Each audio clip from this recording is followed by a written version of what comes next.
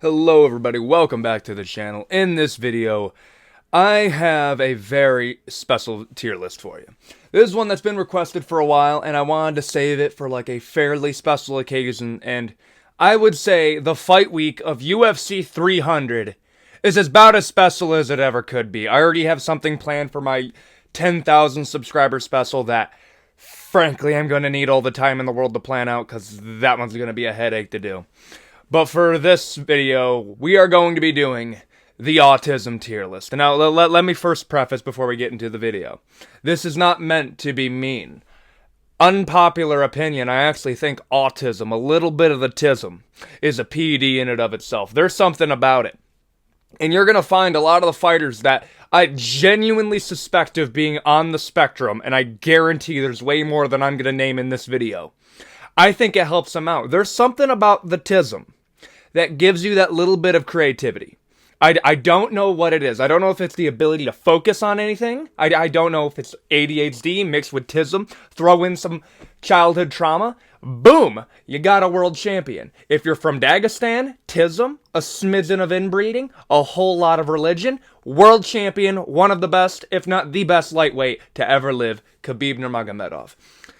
But in this video, we're going to be putting them all into a tier list, from S tier being, you are the epitome of tism, you're a great mascot, to D tier, you're barely on the spectrum and you probably have a few other things going on. You'll see when I get there. I'll throw in some jokes along the way. And with this long-winded intro out of the way, let's get started.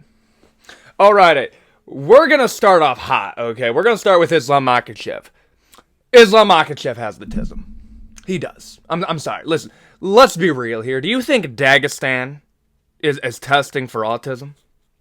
Like, doc, they thought I was on the spectrum when I was 5, and I was told by the physician, like, hey, there's just no really point in testing you, because, like, you're pretty high functioning. I like how he had to throw in, like, the pretty high functioning onto it.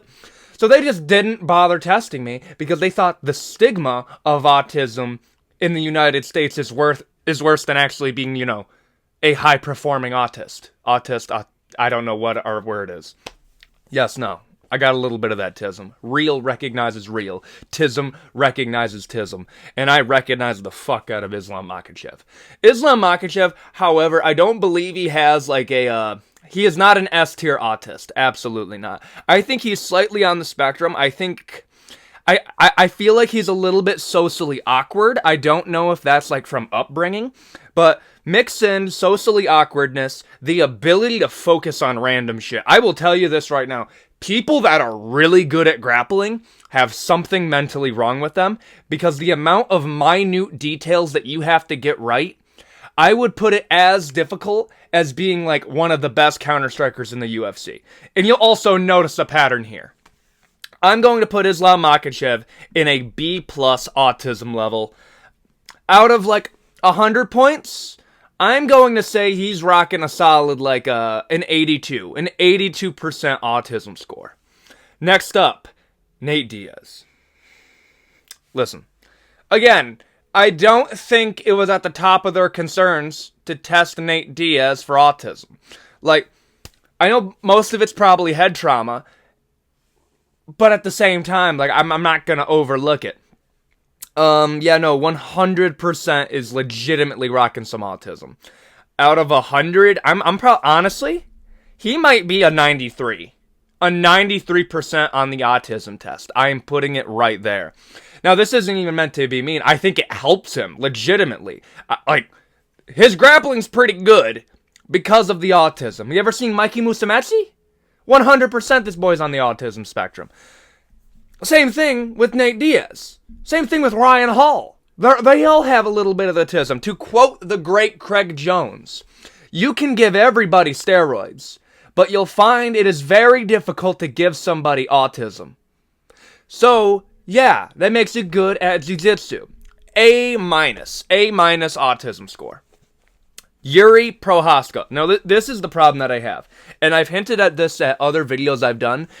Some fighters, especially if they don't speak English as their first language, it's hard to tell what the tism level is. because they're not talking, like, and every time they do speak, like, I'll tell you this right now. If Yuri Prohaska was from Nebraska and he talked the way that you did, you'd be like, Autism. Like, let's be real here. I like Yuri. And like, honestly, this makes me like Yuri more, because I would rather you have a little bit of autism and just talk very little, but every time you do talk, it's either cool or funny, than be like Magomed Ankalaev and have the personality of a 2x4. Like, I would rather be like Yuri Prohaska than anybody who is like Magomed Ankalaev. I'd rather have personality. But Yuri Prohaska, it's very difficult to tell. However, the reason he makes this tier list is because the fact that bro read the Book of Five Rings. I have this book, by the way, and it is about Miyamoto Musashi. He's one of the greatest swordsmen to ever live in like ancient feudal Japan. Pretty cool dude, by the way. And it is a good book. But, like, you really got to get into it to take the Yuri Prohaska approach. I actually recommend that you buy it. It's pretty good.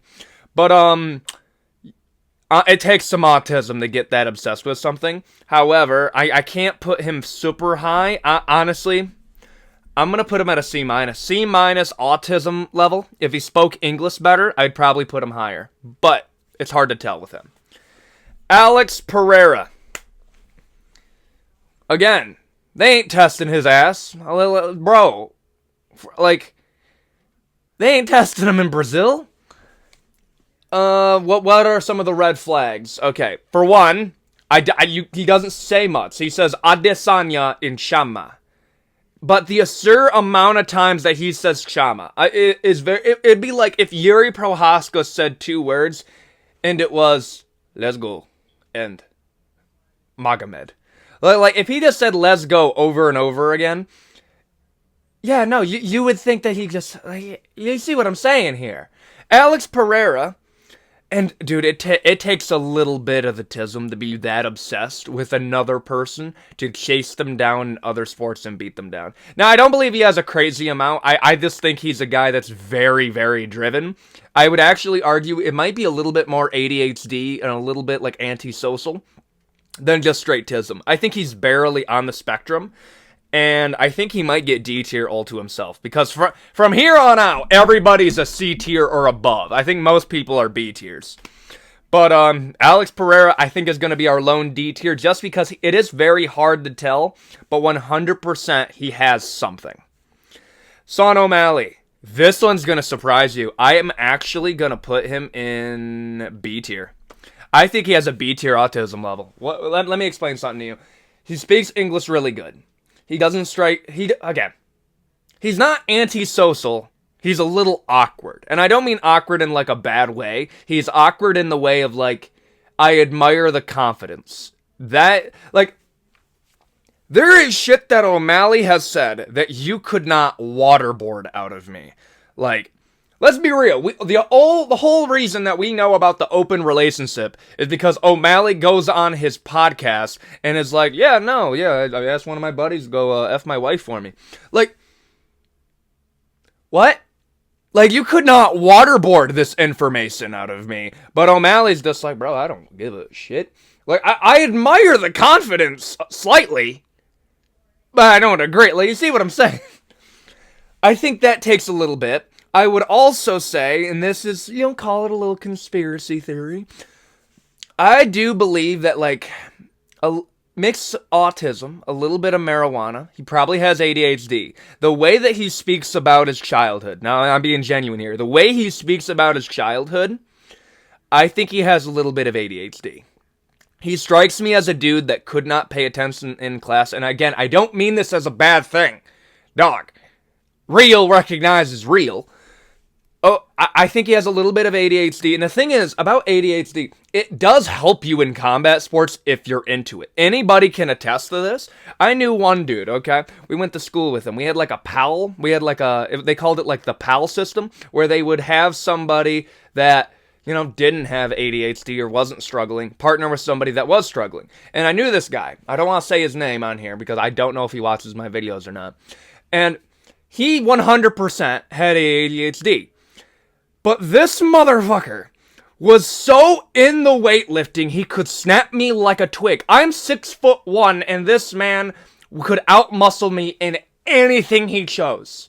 Because bro was obsessed with being strong.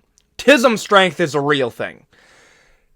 I think O'Malley has the ADHD focus with a little bit of the antisocial or awkwardness, and that puts him in a B tier. And because of it, I think it just gives him that ability to focus. He doesn't fight like anybody else. I think it's the creativity from the Tism. I think it helps him. And I'm going to put him in B tier. Dude, Tism's a superpower. Corey Sanhagen, C tier. I do believe, I think he speaks good English, okay? I think he has something. It's the same deal with O'Malley, but Corey Sanhagen is much more by the book, but the way that he can get in the details and just talk about every little thing, he strikes me as a guy, and he also went on the JRE, and it was kind of telling. He strikes me as a dude who, again, has a little bit of that ADHD. I think most fighters have a form of ADHD. I think it's almost a prerequisite.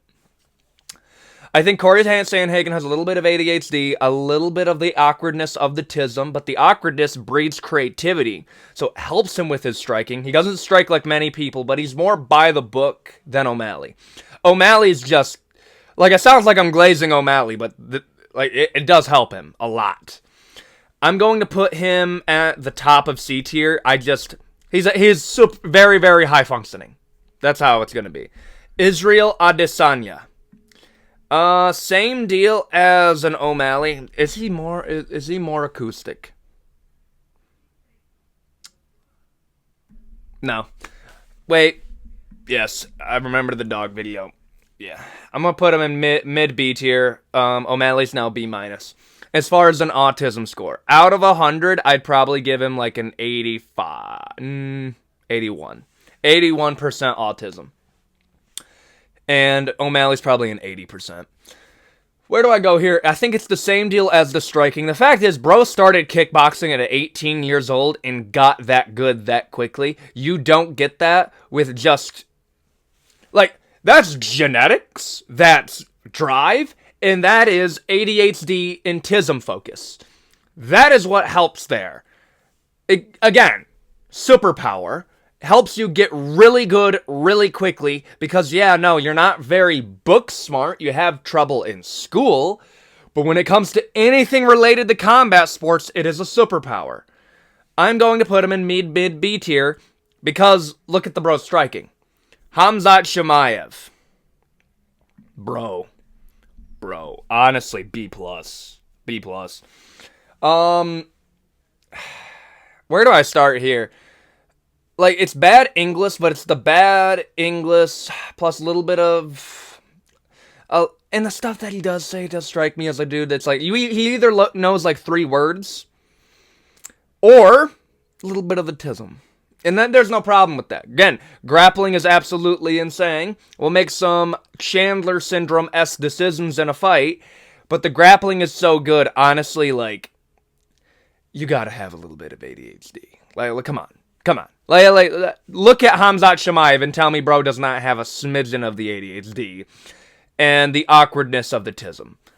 Actually, I'm going to put him down a little bit. I'm going to put him slightly above O'Malley, and that'll be it. Nate the Train! S tier. S tier. I did do it, like, come on. I don't even think I have to say anything. Bro, just look up a Nate the Train interview and tell me this brother is not on the fartism. Okay? Dude, he's a homeboy. Like, I don't even know what to say here. Like, S tier. He is our first S. He might be our only S tier. Like, he's that up there. Strickland. I think Strickland is less autism and more trauma. I think it's head trauma mixed with childhood trauma. Do I say a lot? A mid amount of CTE mixed with antisocial personality, a little bit of sociopathy, and a smidgen Asperger's. Maybe Asperger's and Tism. Like, we got a lot. let's not forget that we got modern Strickland after the motorcycle accident. Like, that's what he was not edgy until after the motorcycle accident. I think most of it's head trauma, but I think there was a lot there. So I'm going to put him bottom of C tier, right next to Alex Pereira. Tony Ferguson, A tier. S tier, actually. S tier. But he's actually schizophrenic. Like, he's a little bit of the schizophrenia. A lot of the schizophrenia, actually. Autism, creativity. Easily. I mean, he did get good at jiu-jitsu relatively quickly, so yeah, there. And bro, 10th Planet Jiu-Jitsu, you either have to have autism or you're a stoner to get good at. Like, let's be real here. Like, that is a prerequisite. They name everything. Dude, do you know what 10th Planet Jiu-Jitsu is named after? Because Eddie Bravo believed that there was a planet behind Pluto, and he didn't want the Sato government to erase it. So, he wanted it, so just in case they assassinated him, I shit you not, he named the entirety of his jiu-jitsu 10th Planet Jiu-Jitsu, after the 10th planet away from the sun. Brother, you gotta be a stoner or have autism to get that good. Yeah, no. And Tony Ferguson got really good at it, so yeah. S tier, probably behind Nate Landwehr, though. Nate is something different, dude. Like, this is autism incarnate. This is schizophrenia plus autism. Mohammed Mokaev. Dude, Mohammed Mokaev is a sleeper pick, honestly. Mohammed Mokaev is a sleeper pick. Like, look up some Mohammed Mokaev interviews. Even the way that he fights, the way that he got so good so quickly. Honestly, yeah, no. Definitely has that TISM focus. And I respect it. It sounds like I'm being mean in this video, but I'm being genuine here. I am scared more. If you told me, if I'm going into a jiu-jitsu tournament, let's just say a jiu-jitsu tournament, and you give me two opponents. One of them is powerlifter Thor Olaf, okay? And the dude is like just a solid wrestler. Okay. That guy, or somebody that's like, yeah, bro, he's been training for 2 years, but holy shit, does he have the autism. I am terrified. Because he's going to hit me with something that I never even thought about in my wildest dreams. Because the creativity is unparalleled when it comes to grappling. That is Mohammed Mokaev. And he does make mistakes that I'm like, there is bad parts about it. Okay, like sometimes you get so engulfed by the creativity that you just do stuff that isn't practical. Sometimes that's Mohammed Mokaev. Letting your leg break in a knee bar, very, very dumb. Just dumb. Johnny Walker, A tier. A tier, dude. Where do I start with Johnny Walker? The Worm, he dislocated his shoulder with with his first Johnny Walker one. Autism. His Instagram. Look at his Instagram, dude. Like, the way that he strikes, creativity over substance sometimes. But it's so creative that like, it'll actually stump a lot of fighters because they're not used to fighting somebody like that. I think that's one reason he is as successful as he is, but if somebody is just a better striker and is able to weather through the storm, like a Jamal Hill or a Magomed Ankalaev, they're going to take you out. But somebody like Paul Craig, who isn't a great striker, is going to get, they're going to get throttled. But Johnny Walker, A-tier autism. Brennan Moreno, probably top of C-tier autism. I think he's just a cool dude. I honestly, I think he's just that chill. I think a little bit of the TISM, I think actually a lot of the TISM focus, mixed in with some Legos, most likely some childhood trauma. Top of C tier. It's either childhood trauma or the feeling of longing. Let me explain something to you. Because there is something when you grow up in poverty that mixed with a little bit of the autism, and you can't, like, I think part of the obsession with Legos, I'm not bashing anybody who likes Legos because statistically speaking, you guys are actually smarter than most people. I think the obsession with Legos comes from a childhood where he couldn't afford Legos because them bitches are expensive. Mixed in with the autism, when you finally have that and that focus of getting good at martial arts, now you can finally go to Legoland. I think that gets him up to a C+. Paulo Costa. Dude, honestly, I'm going to put him again above Mohamed Okayev. Mohamed Okayev is now the last of B tier. Paulo Costa, where do I start? Like, dude, he got that Tism Riz. I'm going to put him, yeah, Paulo Costa, bottom of B tier. I think he's just a trooper. I think he makes some Chandler Syndrome-esque decisions. But damn, is he fun to watch fight. I am very excited for the Paulo Costa versus Strickland fight that is all but confirmed at this point. Please do it. For UFC 302, I believe. Next up, Yoel Romero. A tier. A tier autism. 100%. I am willing to put a large amount of money that he was just never diagnosed. Cuba was not diagnosing people with autism. Let's just be real. Cold War Cuba? When they already pumped this man full of human growth hormone, do you really think they were testing the motherfucker? Like, they were looking for people with ADHD. Like, they were like, okay, we need to build this super athlete. What do you got for us? Okay, we got the HGH, we got the bull testosterone, we got the super serum. Now you just need to get us a Cuban kid that comes from poverty and most likely with ADHD and a little bit of autism. And we're going to make him into a super soldier. That is Yoel. Yoel Romero to a T. He's one of my favorite fighters. But I swear, bro is still winning belts in his mid to late 40s. A tier. John Jones. Oh, bro. I think he's a perfect middle of the road. Perfect middle of the road.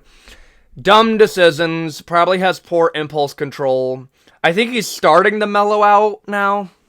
But damn, bro. Like, there was a solid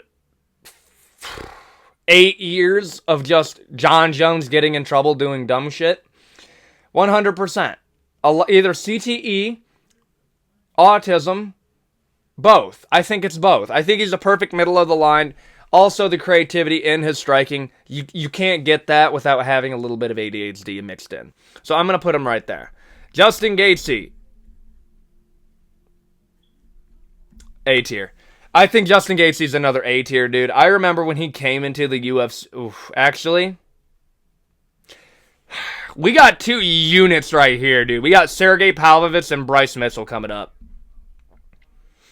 Okay, I'm going to keep Justin Gaethje here because after thinking about where I would put them, I think we still got one more spot for A tier.